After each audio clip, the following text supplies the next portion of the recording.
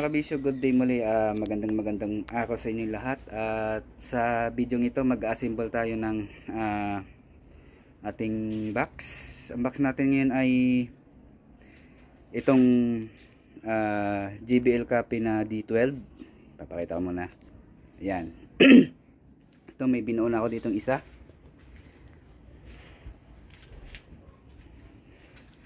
Yan, ikutan muna natin. Okay. Itong box na ito ay JBL copy, SRX type. Tapos ito yung i-assemble natin yan, nakating na natin yan. Ito yung kanyang pang ibabaw, ilalim, kahit alin dito sa dalawa. Tapos ito, may ano na pala, marka na ito. Ito na yung pang ilalim natin dahil sa plunger. Itong ibabong isa, ito yung kanyang panglikod. Binutasan na natin yan para sa speak on.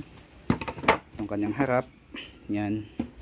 Bali nag-iba lang yung design, yung sa kanyang air vent. Ito request ito ng may-ari. Tapos ito ang kanyang panggilid, dalawa. Bali yan, may ano na rin yan, pinadaanan na natin yan ng circular para tupi na lang natin. Ganun na lang siya. Yan, wala nang putol tulad dati ng ginagawa natin, may putol pa. Ito, kung makikita nyo ito, tupi na lang yan. Wala siyang putol. Yan. Ang size nito ay D12. Ang layout naman ito mga kabisyo ay isasama ko na lang sa videong i-upload natin para doon. Pwede nyo balikan, pwede nyo screenshot kung gusto nyong gumawa ng ganitong box. Okay mga kabisyo, simulan na natin yung pag-assemble ng ating box. Okay mga kabisyo, bago natin simulan na assemble ito, butasin muna natin yung para sa kanyang handle. Ito. Yan. Para hindi na tayo mahirapan mamaya magbutas dahil makikita nyo naman naka ano siya, slant siya ng papalikod. Okay. Butas muna tayo mga kabisyo.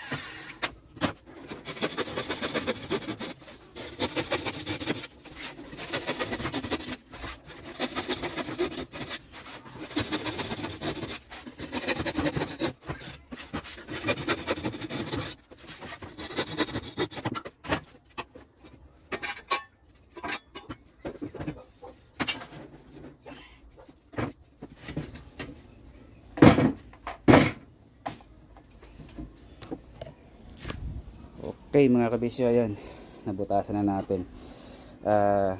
Kung makita nyo, circular yung ginamit ko pagbutas. Dati yung ginagamit ko pagbutas dito ay jigsaw. Ang gagawin ko, magbubutas muna dito ng gamit yung drill, yung makapasok yung talim ng jigsaw. Pwede dito, apat. Minsan ginagawa ko dito, isa dito. Ang cutting ko noon dito, tsaka dito. Pag ganun na lang. Isip na tayo. Ngayon ginawa ko ay circular na yung ginamit natin. Ang kinagandahan lang circular, siyempre diretso. Kaya makikita nyo naman, walang ano yan, tawag dito, walang kurba. Kung makikita nyo, yun yung kinagandahan sa circular. Ngayon kung ikaw baguhan pa lang, huwag mo nang itry mag ano, kasi sa una mahirap kontrolin yung circular na gamitin sa pagbutas, kasi kailangan mo iangat to, yung kanyang guard, tapos tatantsahin mo siyempre yung tatamaan ng ano, yung kakainin ng blade dito. Okay mga kabisyo, i-assemble na natin yung ating box.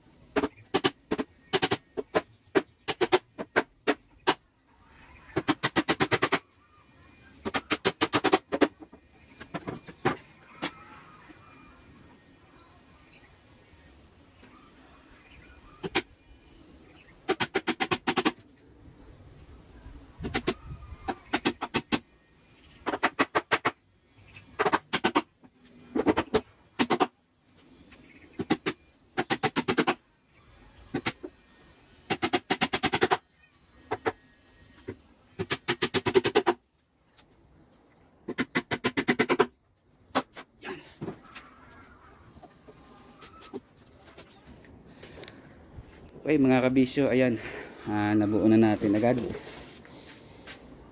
Ang sunod natin na ilalagay ay yung kanyang likod.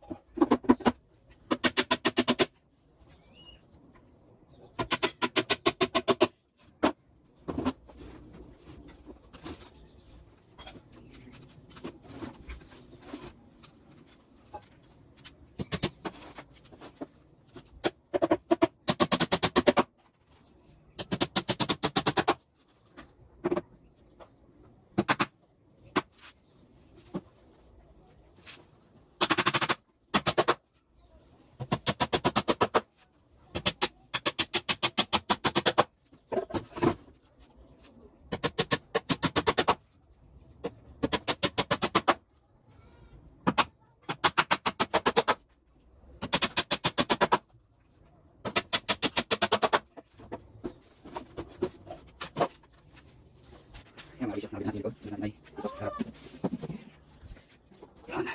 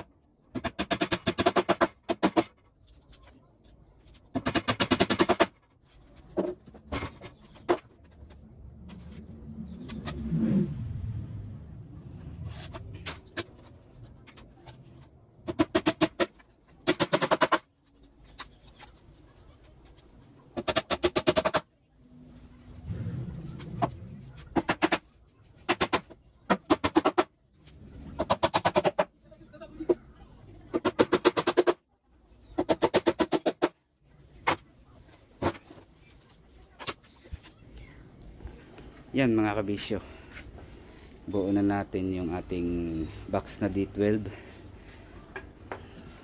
Yan, ikutan natin.